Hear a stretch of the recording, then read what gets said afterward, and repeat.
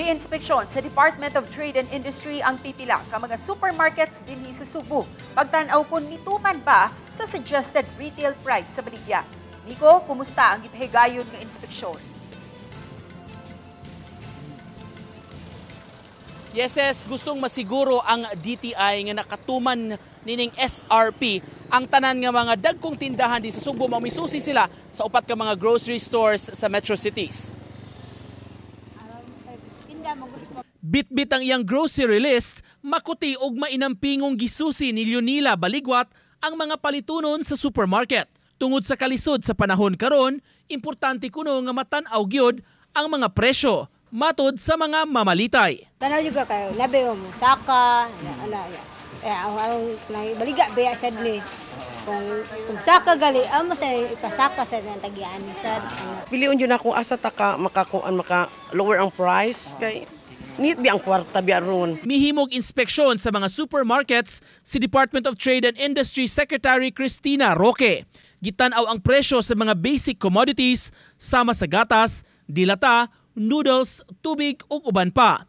Gitakdo sab kini kung nahasubay ba sa suggested retail price. Taliwa sa mga kalamidad nga giatubang sa nasod, importante kunong masusi kung wala ba nitaas ang presyo sa mga palitunon. When we do spot checks like this is to check kung sumusunod yung mga groceries sa presyo set by the DTI at ang mandate ng ating Pangulo na wala po tayong price increase kasi naka-price freeze po tayo for the next 60 days. Actually, the whole country is naka-price freeze because we are under state of calamity. Usa sa gitan-aw ang grocery sa Talisay City ug natagbaw hinuon siya sa nakita.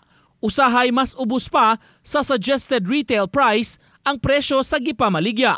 If you find any irregularities, pwede po kayo magsumbong or pwede kayong tumawag sa 1-384 or pwede kayong magsumbong directly na po sa office ko ang report2sec@dti.gov.ph and definitely a-address po natin ito. Samtang kay nagkaduol na ang Pasko, mipagawas na sab ang DTI og price guide sa mga Noche Buena items sama sa hamon, fruit cocktail ug uban pa. Lakip kini sa gitan-aw kaganihan ni Roque kung sakto ba ang presyo. We are happy to inform you that a lot of the items have no price increase. Meaning, kung ano yung presyo last year noong 2024, yun din po ang presyo this year. So marami po tayong brands ng ham ang wala pong price increase. Meron din po tayong maraming brands ng cheese.